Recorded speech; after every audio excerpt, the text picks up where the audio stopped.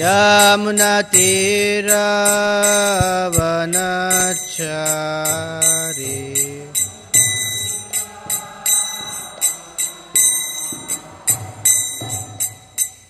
Radha Madhava Kunja Vihari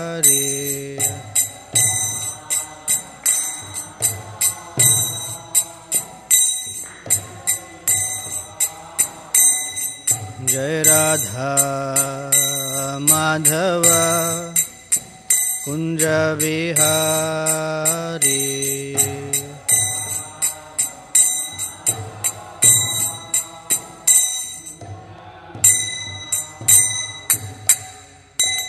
Jayam Vishnupad Paramahamsa Parivrajakaacharya Ashtotar Shata Shri Srimad His Divine Grace A.C. Bhaktivedanta Swami Srila Prabhupada Ki Jai Anant Koti Vaishnava Vrinda Ki Jai Granthara Srimad Bhagavatam Ki Jai. All glories to the assembled devotees. All glories to Sri Sri Guru and Gauranga. Om Namo Bhagavate Vasudevaya Om Namo Bhagavate Vasudevaya Om Namo Bhagavate Vasudevaya Granthara Srimad Bhagavatam Canto 4 Chapter 29 Text 74 Evam Panchavidham Lingam Trivritchodasha Vistrutam Esha Chaitannaya Yukto Jiva iti abhidhiyate Evam panchavidham lingam Trivritchodasha vistrutam Esha Chaitannaya Yukto Jiva iti abhidhiyate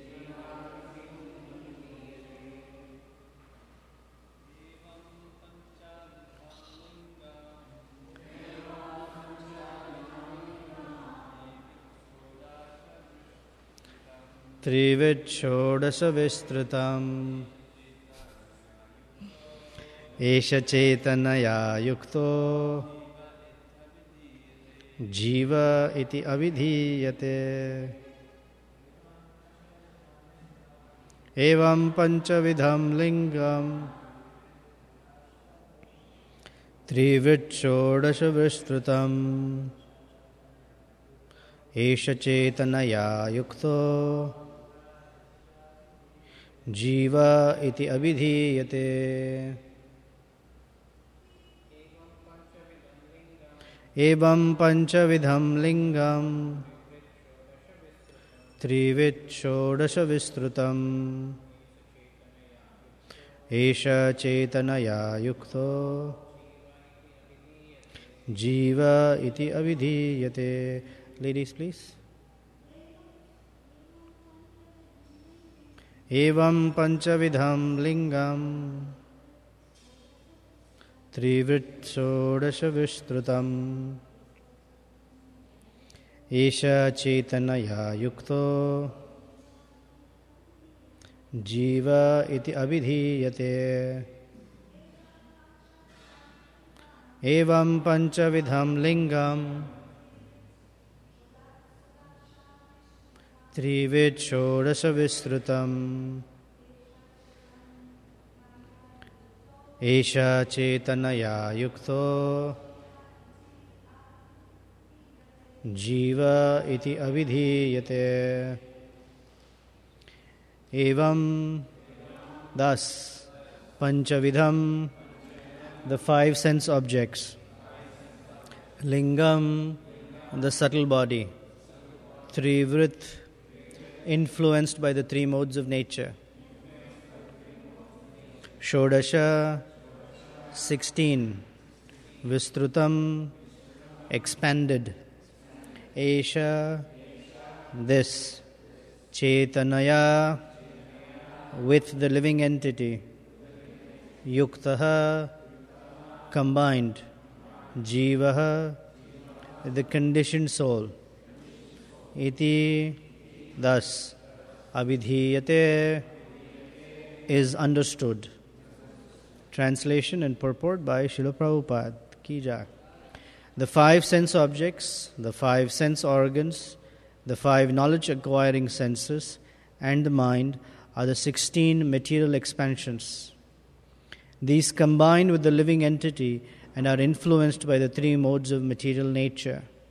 Thus, the existence of the conditioned soul is understood. Purport.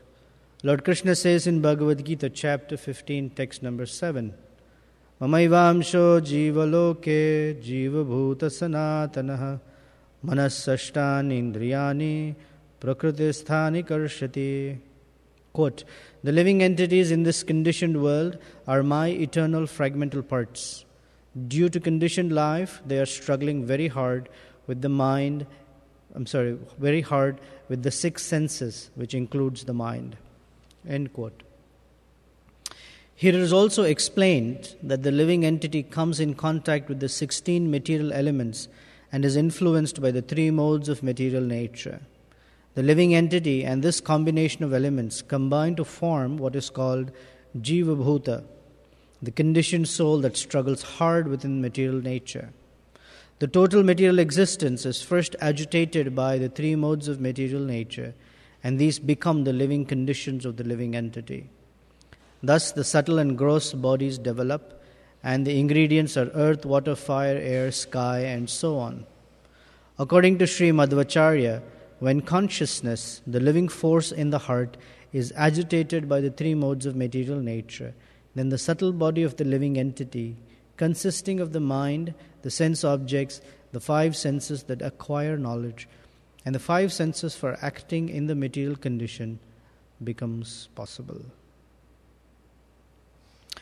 Om Ajnana Timirandhasya Gyananjana Shalakaya Chakshur Unmilitam Yena Tasmai Shri Gurave Namaha Sri Chaitanya Manobhishtam Sthapitam Yena Bhutale Swayam Rupa Kadamahyam Dadati Swapadantikam Vancha Kalpatarubhyascha Kripa Sindhubhya Evacha Patitanam Pavanebhyo Vaishnavebhyo Namo Namaha Jai Shri Krishna Chaitanya Prabhu Nityananda Shri Advaita Gadadhara Shrivasadi Gaura Bhakta Vrinda Hare Krishna, Krishna Krishna, Hare Hare, Hare Rama, Rama Rama, Hare Hare.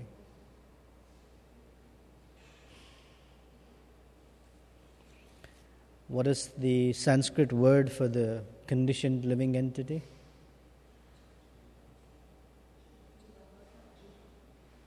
Come on, be confident. What was that? Jiva Bhuta. What is the living entity in the liberated condition called? Jiva Bhuta? No. Jiva Mukta? No. Brahma Bhuta. Jiva Bhuta and Brahma Bhuta. When I say Aham Brahmasmi, I am living entity, which means I am actually a spirit soul who is Satchit Ananda. In the conditioned state, I am called Jiva Bhuta.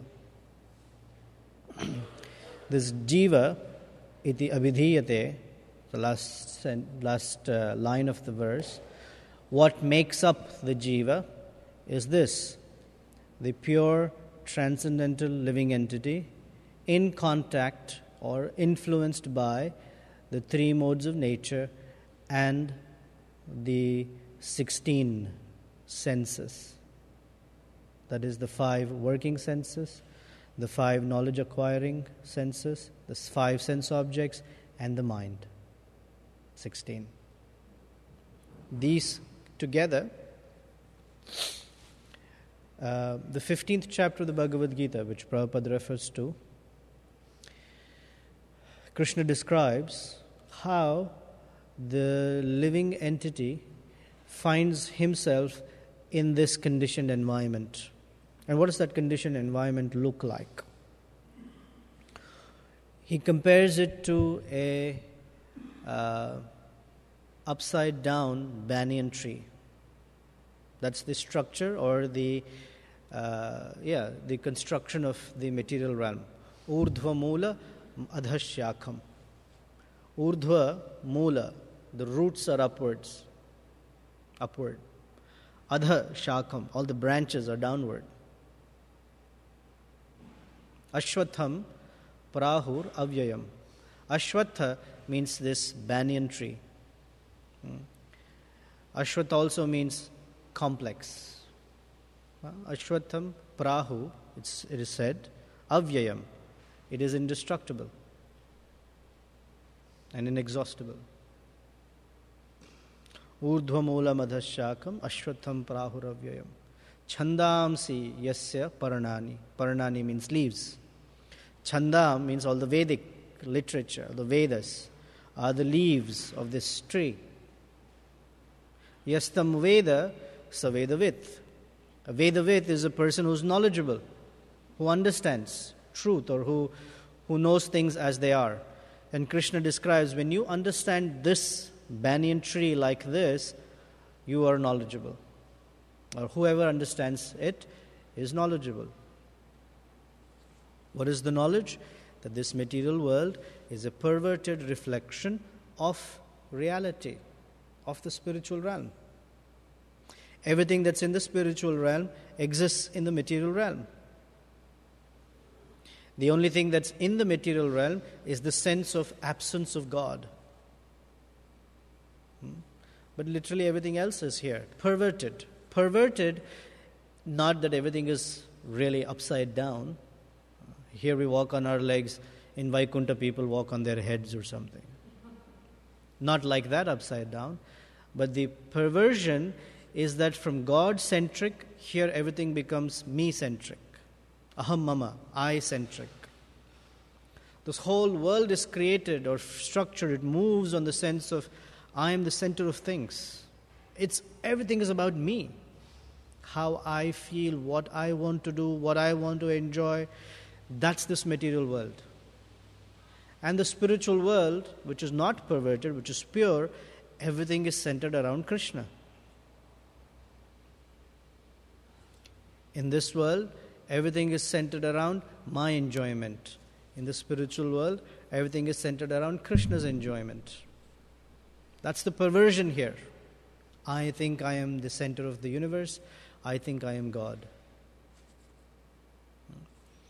But the truth is, when Krishna describes the structure of this universe or this material creation, he gives other pieces to this. Urdhva mula madashakam ashwatam prahuravyayam chandamsi yasya parnani yastam veda savedavit adhascha urdhvam prasuta astasya shakha gunaf pravurda vishaya pravala.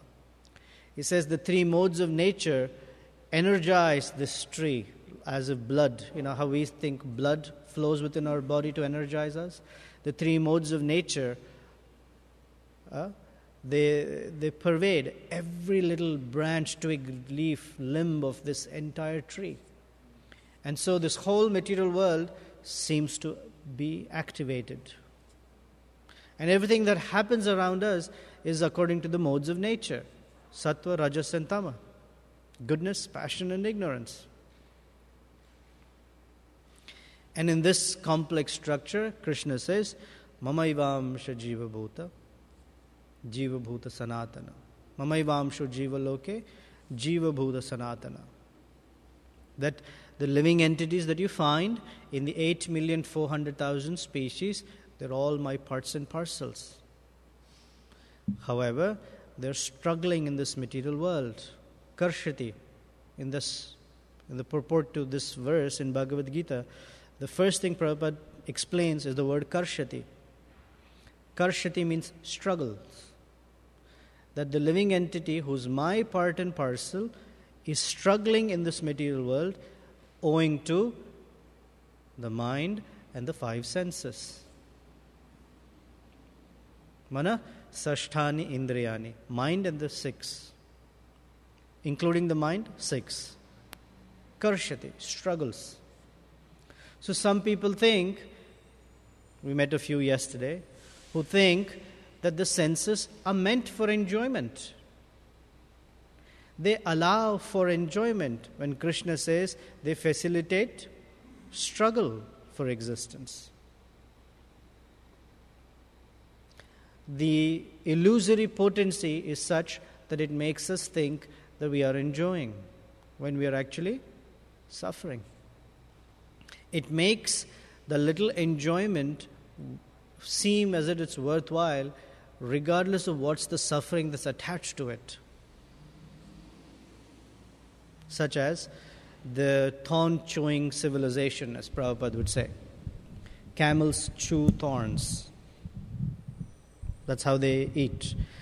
And when they chew thorns, those thorns prick the camel's tongue and gums. And the blood that oozes from it, the camel tastes the blood and thinks, these thorns are so tasty. Shvavid varaha ushtra kharai. Ushtra means camel. So this material realm, the persons enjoying in this world, especially in the past two verses, Prabhupada's talking about sexual indulgence. Prabhupada's saying that camel-like mentality is to chew thorns, hurt oneself and think, this is fun. So the extreme picture of it is the masochistic behavior of persons. They like to hurt themselves. There are some persons who like to hurt themselves. To us it seems extreme. So I'll digress a little bit. In India there are these forms of worship. They worship goddess Kali or in some cases some other demigod. Some of the demigods who really give shelter to the real ignorant folks. They whip themselves as atonement in front of the deity. Crack! And that whip really takes away a layer of skin and blood and all of that. And the more they do it, that's their expression of devotion. For a person who's even slightly, about 20 feet away from the mode of goodness, even that person cannot tolerate this. Because it's a highly ignorant method of worship. Hurting oneself. In the Bhagavad Gita, Krishna describes austerities of the body, and in that he describes austerity in the mode of ignorance. It says austerity in the mode of ignorance is inconvenient for the super soul.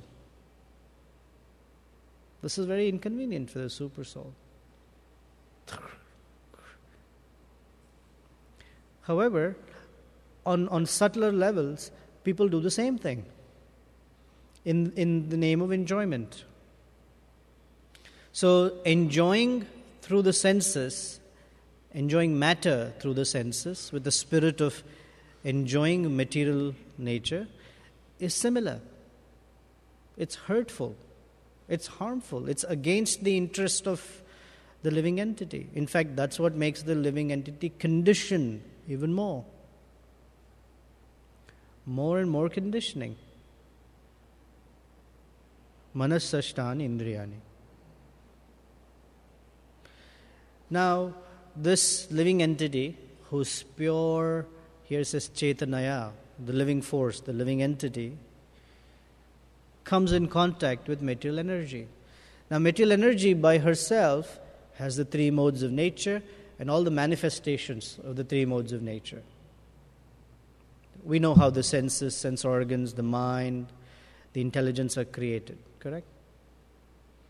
In the third canto, Lord Kapila gives a description that false ego, when it comes in contact with the mode of goodness, the mind is created. False ego in contact with the mode of passion, intelligence is created. And false ego, when it comes in contact with the mode of ignorance, the senses and the sense objects are created. So everything that we see in this material realm is nothing but a transformation of the three modes of material nature. That's all it is. This is transformation of the mode of ignorance, transformation of the mode of intelligence, mode of goodness. It's all the mind, the intelligence, and earth, water, fire, air, ether, all these elements that come from the interaction of the three modes of nature with false ego. What's that false ego? It's the enjoyment spirit, separate or independent of Krishna. That's what causes all of these things to manifest under the supervision of the Supreme Personality of Godhead. So we'll call it the innocent living entity. The innocent living entity, when contacts matter with the spirit of enjoyment, it becomes conditioned. I'm not talking about the primordial conditioning. I'm talking about going along, there is something, we become curious. What is it? And that's how we contact material energy. And the more we interact with the material energy, without understanding that there is the master of the material energy, the Purusha, we become bound by or influenced by that material energy. And that influence is called, come, enjoy me. Come and enjoy me. That's the call of material energy. Because deep down, inherently, we have false ego. The false ego is a misidentification of our identity, our reality. And that false ego tells us, you are the enjoyer. You are the center of everything. It's all about you. Go out and have a good time. And the material energy conditions us into thinking that we can enjoy this material world. It's a little struggle, but that's all right. Everyone else is also struggling. So what's so different about you? But you are intelligent because you know how to suffer less and enjoy more. So try it out. That's the illusion. And the living entity actually thinks, yeah, I've figured it out. The others don't know yet. I know how to somehow enjoy material energy and minimize my suffering. So Prabhupada uses the phrase Sukha Pravriti and Dukkha Nivriti. Sukha Pravriti means pursuing sense gratification in such a way that I maximize my enjoyment. And to maximize my enjoyment, I have to minimize my suffering. These are the two things the conditioned soul is always busy with. Maximizing enjoyment and or minimizing suffering. And he thinks that when suffering is minimized, he is happy. You ask, generally there's a phrase in India, but I hear people don't say it like that. You ask someone, how are you? The answer they give back is, no problem. Is everything all right? Yeah, no problems. So happiness generally is defined as the gap between two problems. There's a problem, and somehow that problem's gone away. Before the next problem comes, that's happiness. This is like, dunking someone's head in water. Let their head come out of water just at the brink of, choking, and they can breathe, fill their lungs with air before they're dunked back in the water. And they think that is happiness. I can breathe. But most people breathe anyway. So just breathing is not happiness. But that's what it feels like. Or we bang our head against the wall 20 times and we don't do it the 21st time. That's happiness. The absence of suffering is defined as happiness for most people. So the material energy works in such a way that it is constantly throwing a challenge at us. The challenge of ignorance comes in different ways. What are some of the challenges of the mode of ignorance? Sleeping. What else? Laziness. Anger. Illusion. Violence. They're all manifestations of ignorance. And that's the challenge that keeps coming at us in different manifestations. Then there's the challenge of the mode of passion. What are some of the challenges of the mode of passion? Anger is mode of ignorance. Hankering. Oh, thank you. Hankering. Correct. What else? Greed. endeavoring very hard. The harshness, self-centered harshness, very much. Competition. So this is the influence of the mode of passion. Then there are the challenges, believe it or not, challenges from the mode of goodness. What is that? Complacency? Complacency is ignorance. The happiness, in the sense that I want to preserve, my happiness. In that sense, one can become complacent.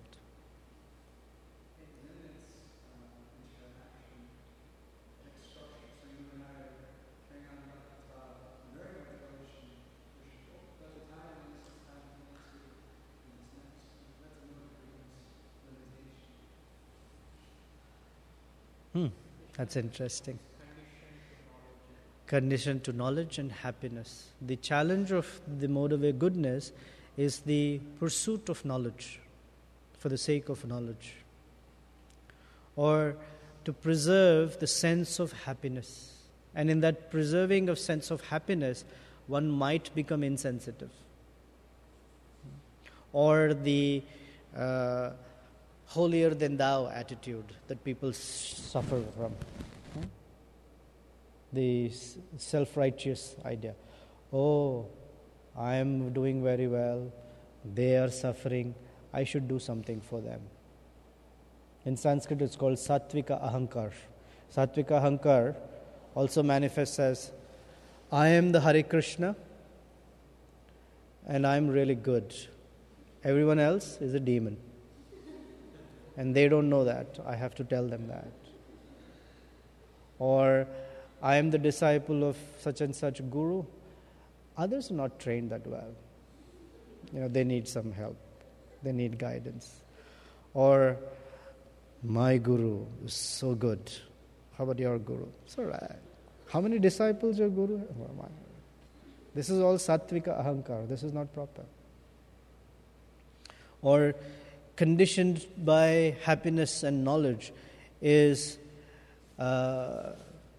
the way Richard put it, but it's a little different, that I'm so attached to my regulation that I become insensitive to other devotees or other persons. Someone is sick and they need care.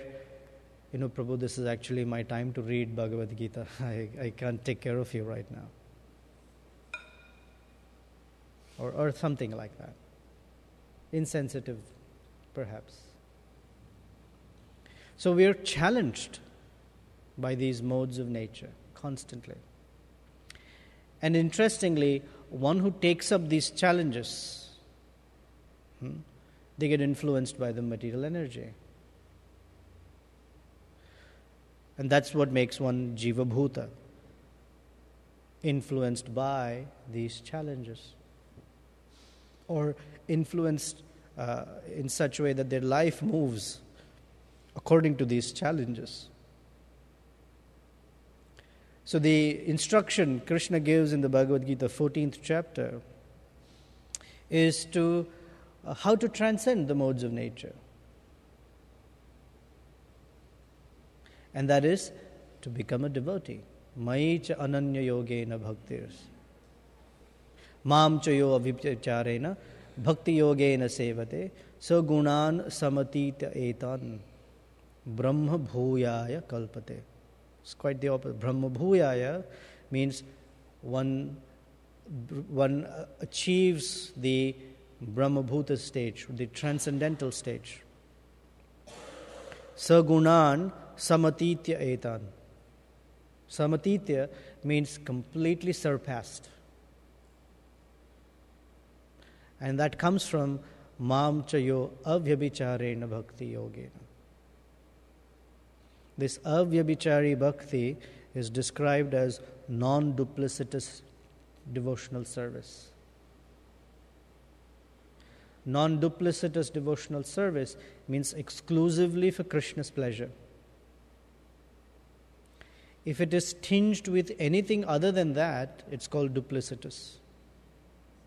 This morning, Murari Prabhu was giving me like a more like a gross way of expressing it. He said, Sankirtan persons, when they collect money, it's one for Krishna, one for me. One for Krishna, one for me.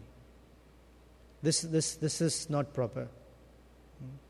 There are persons who, in the name of Sankirtan, go out there, either collect money or do pujas, and they're given donations, and that goes right into their pockets.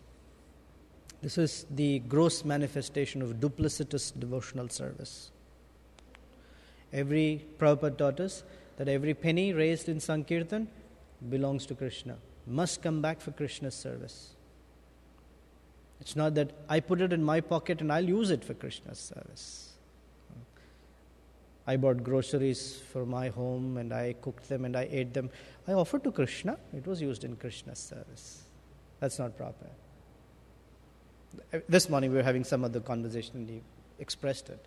Non-duplicitous also, on a subtler level, means I am not doing it for some other ulterior selfish motive. I'm executing devotional service just for Krishna's pleasure. When one comes to that platform, Krishna says, Sagunan samatitya etan. That is called Brahmabhuya platform, Brahmabhuta platform. And that Brahmabhuta platform has certain characteristics, right? Na shochati, na kankshati. There is no lamentation, no hankering. There's also another characteristic, prasannatma. One is blissful, blissed out. Quite opposite here is karshati, struggling. That prasanna atma stage is because we are, or whoever is, in harmony with their true nature. Yesterday we started a new semester at IIT, and the first discussion was, what is happiness? We're trying to discuss what is happiness. So I wrote the word happiness on the board, and I asked them, what does happiness mean to you? And there were about 45 students, and I got about 70 answers. Very, very different. Some said, there is nothing called happiness. Some said, it's the perpetual sense of joy. And the very next person said, it's all in your mind. It's a state of how you think. So many varieties of ideas of what is happiness.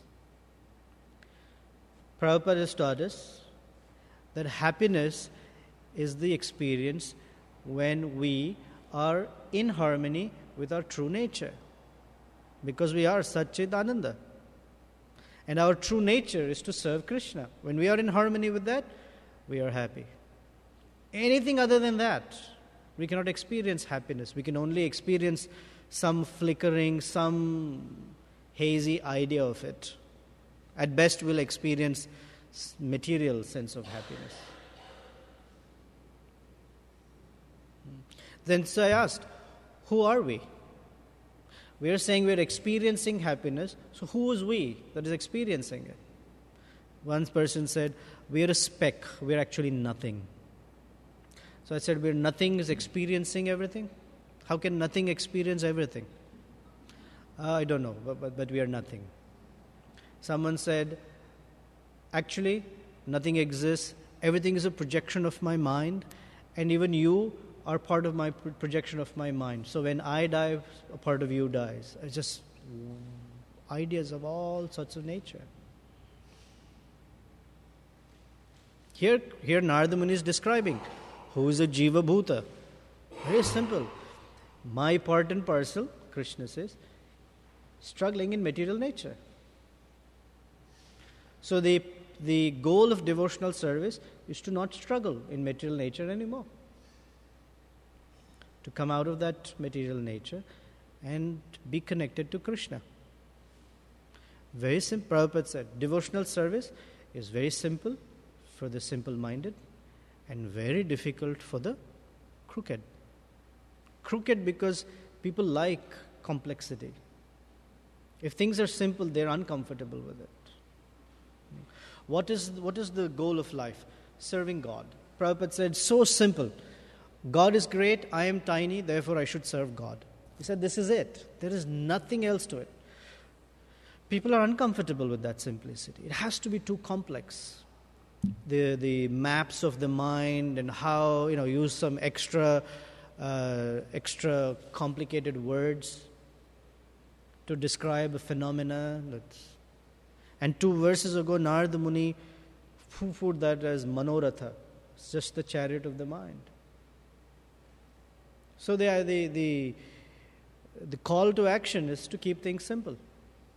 Keep things simple, keep life simple, simple living and high thinking. For most people it is simply living and hardly thinking. No one's thinking. Narada Muni is describing some very simple truths of our existence. How the living entity is influenced by the 3 modes of nature. How the mind conditions us. How the mind has all these desires stored. And they all show up. So our goal of life or our daily lifestyle should be such that the mind and its impressions are minimized. And that we don't dance around with the modes of nature, especially the mode of ignorance and passion. Tada rajastamo bhava kama lobhadayaschaye. Kama and lobha, desire and hankering and greed. These are the things that influence us through the mode of passion and ignorance. Kama lobhadayaschaye. Cheta etairanavidham. Sthitam sattve prasidati. To situate ourselves in pure goodness, the whole methodology is humble service to the Vaishnavas and hearing Krishna Katha. That's it. It doesn't have to be complicated than that. That's it. Then the Jiva Bhuta moves to the Brahma Bhuta stage. And in Brahma Bhuta stage, Krishna says, devotional service begins. Sama sarveshu bhuteshu madbhaktim labhate param. So, our solution to the struggling of to the struggle of existence is to hear Krishna Katha and to render humble service to the Vaishnavas. As simple as that. The humble service is not just in the act of it, but the humble service is in the disposition of it. That I genuinely feel a servant of the Vaishnava I'm serving. And I don't do it for pat on the back, a special medal or recognition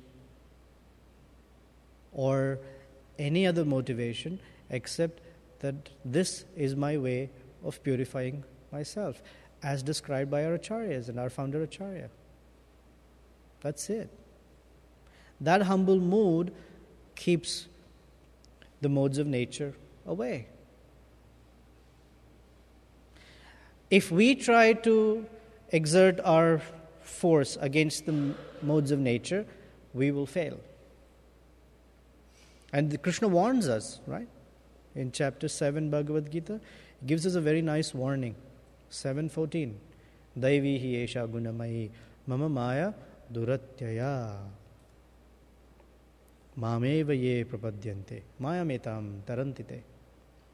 So our method of keeping the modes of nature at bay is humble service. Unmotivated, humble service. And hearing of Krishna Katha. These 2 things. Okay. Any comments or questions? Anything you would like to add? Bhakta Richard, Jitendra, you guys work it out.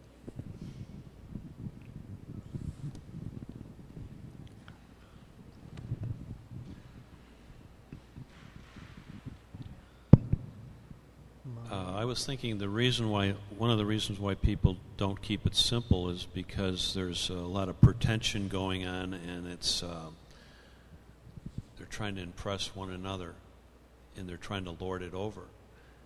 And I've heard the expression that women try to attract and men try to impress. I don't know, does that make sense? I mean, it makes sense, but I never read anywhere in Prabhupada's. Okay, I just had a some people, it's not that they intentionally make it complicated. I found that some people just don't know that things could be a lot simpler. And a little assistance to make things simpler is like, wow, I didn't know that. I didn't know I could live simply. It's just a little awareness is more than sufficient for them. Some people just are uncomfortable with simplicity. They just don't like it. It's too simple for them.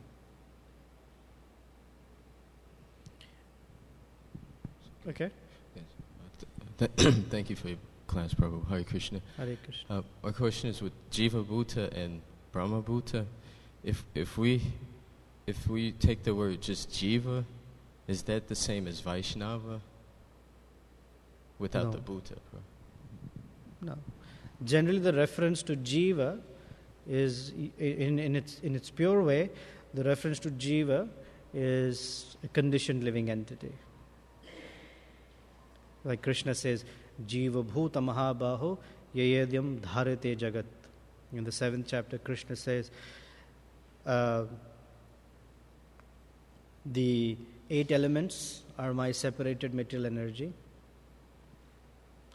And then there is the other energy, the superior energy, the living entity.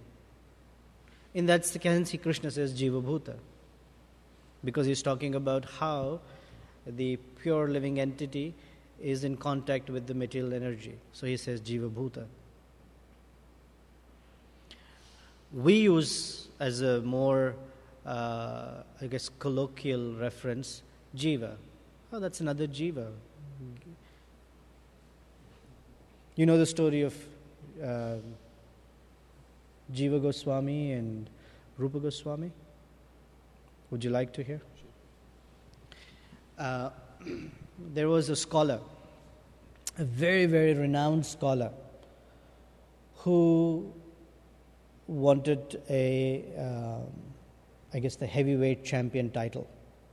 Undefeated, undisputed heavyweight champion title. Heavyweight champion in debating. And he heard that the foremost scholar in all of India at that time was Rupa Goswami, who was living in a small hut in Ter Kadamba in Vrindavan. So he wanted to challenge Rupa Goswami. He said, if I can defeat Rupa Goswami, then I don't have to challenge anyone else. So when he came to Vrindavan, Rupa Goswami told him, no need to debate at all. I'll sign a certificate. I surrender. You are the champion. I don't have to even debate this. He became very happy.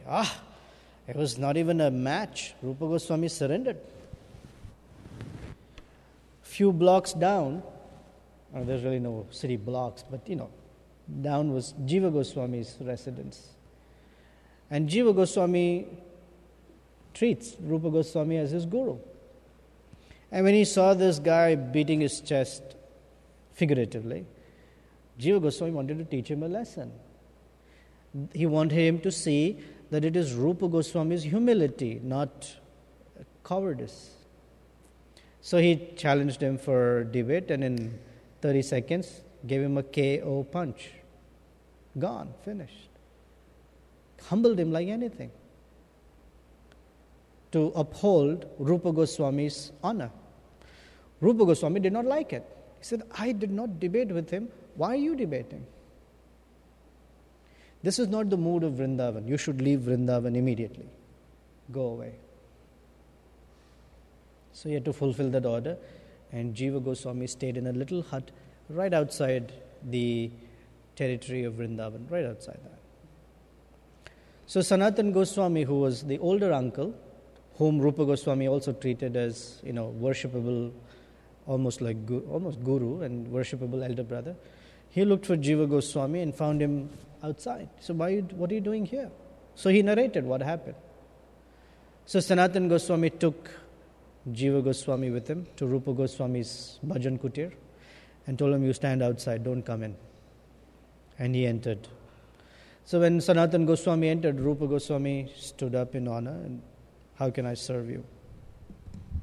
After he was received properly, Sanatan Goswami asked him, according to Lord Chaitanya, we have been given a mandate. What is the main purpose of what we are doing in Vrindavan? And Rupa Goswami said, Jiva Daya, compassion towards the living entities. So Sanatan Goswami said, there is a Jiva standing right outside. Forgive him. Such as you order. In that sense, Jiva.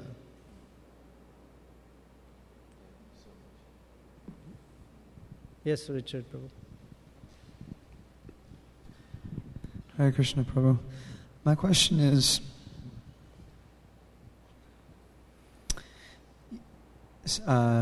simple, you were talking about simple living.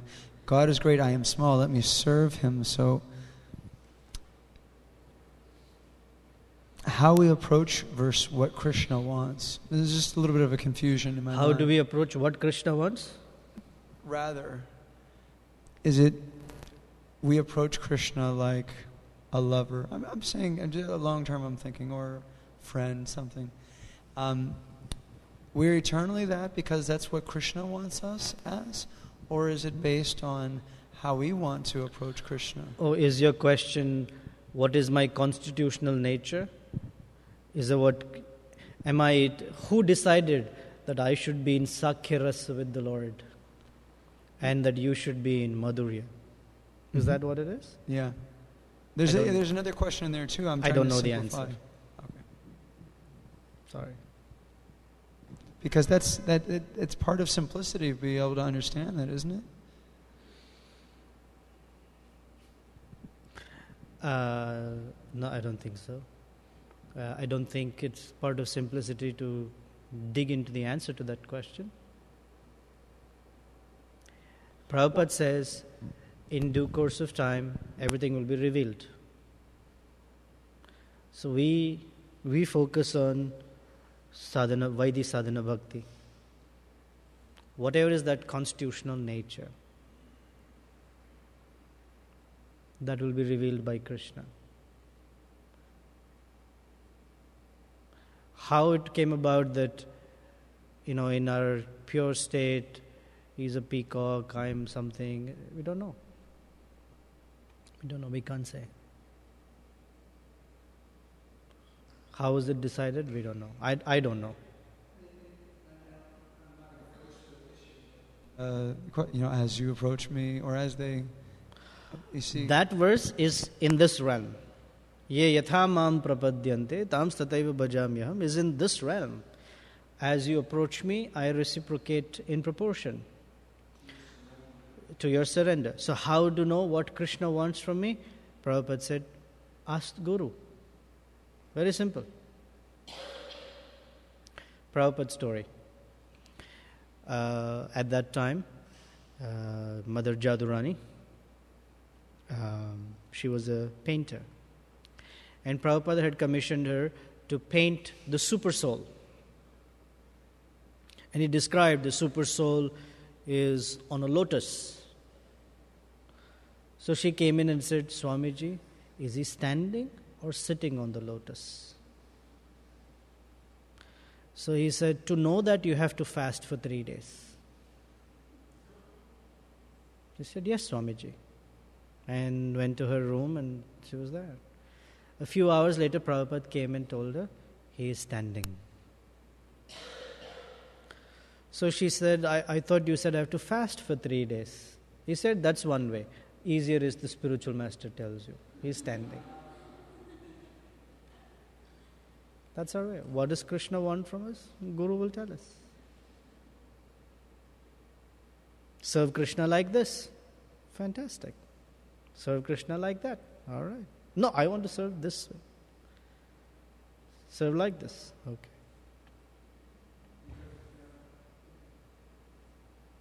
Simple. Yasya prasadat bhagavat prasada. Yasya aprasadat nagati kutopi.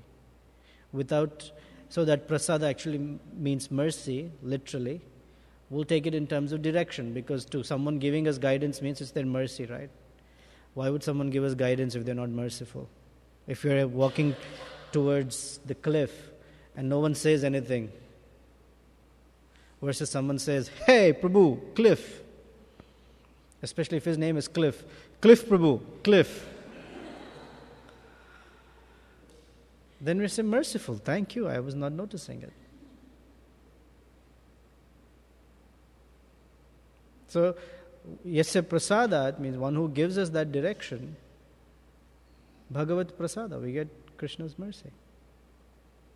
Yasya aprasadat nagati, without that direction, we're just wandering here and there, here and there. That prayer is one of my favorite prayers. So we can go on for hours, but to me, that's what it means. Without that guidance, without that, this is how you should serve Krishna. If that's not there, we're lost souls. Karshati. We will be thinking, I am performing devotional service, and all we'll be doing is struggling with our mind, thinking this is devotional service, this is bhakti.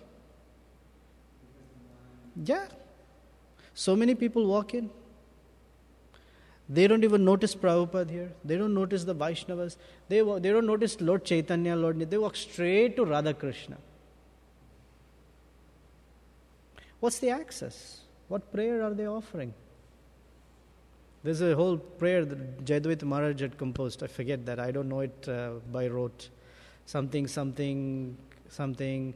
house by the sea, Om Jai Jagadish Hare. I mean, he did it fantastic. He wrote all these verses out.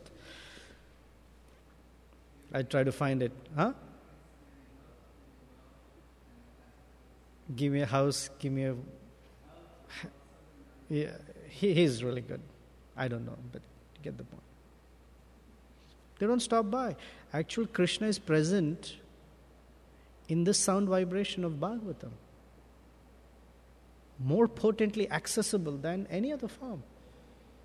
People don't know. They walk straight up there, offer some prayer, and go away. Yeah. More accessible than the deity, actually. Because to access the deity, you have to come to the temple. But the sound vibration of Krishna is accessible anyway. The holy name, or Bhagavatam. Someone else had their hand up. Kirtida Mataji. Online question? Okay.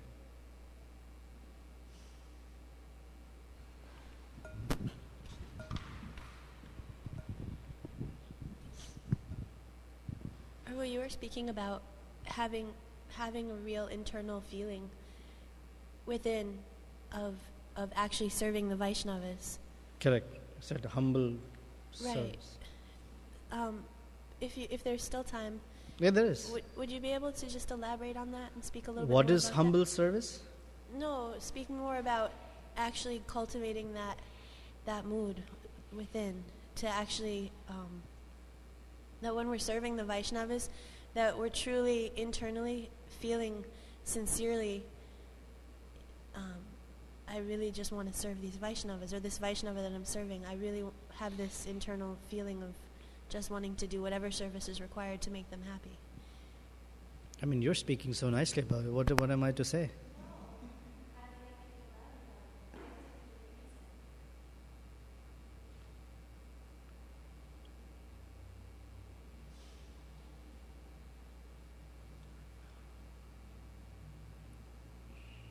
Let's begin here.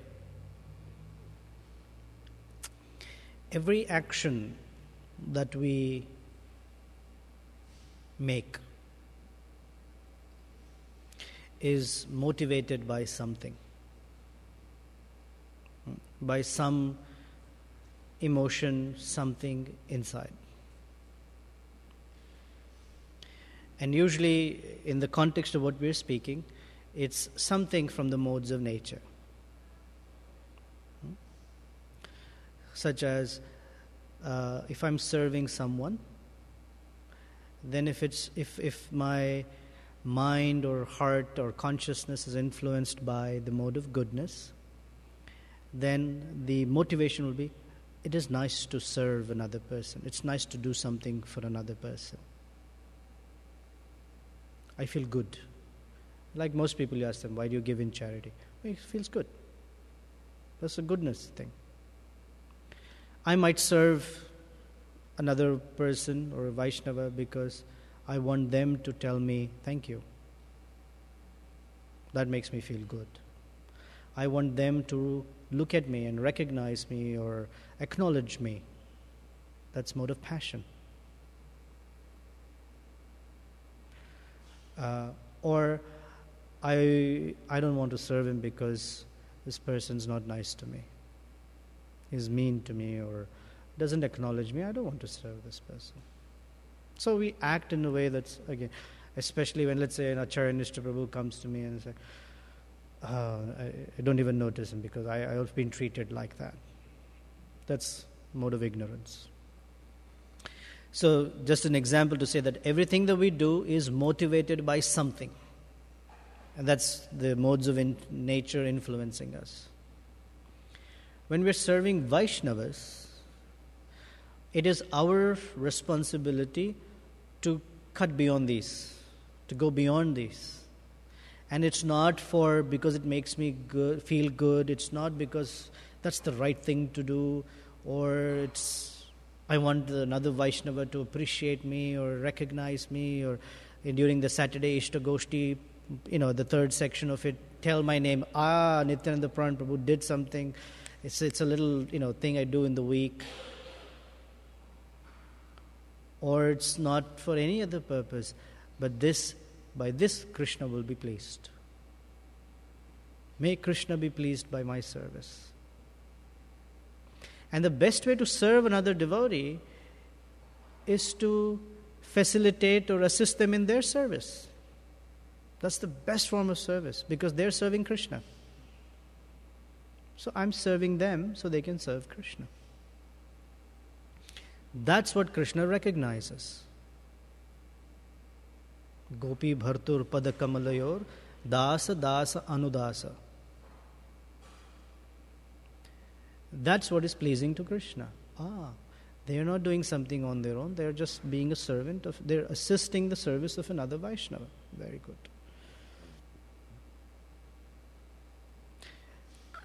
And our motivations may not be explicitly clear to everyone, but Super Soul knows, Krishna knows. And Krishna helps. Krishna helps purify our motivations. Even if we do with something else, just because we have rendered service to a Vaishnava, Krishna acknowledges that and reciprocates with it. And the reciprocation is to clear our motivations, to purify us. So we serve with a pure motivation. That's humble service. 8:30. Anything else? Okay, thank you very much for your participation. Srila Prabhupada ki jai, Srimad Bhagavatam ki jai, Ishtagoshti for the devotees ki jai.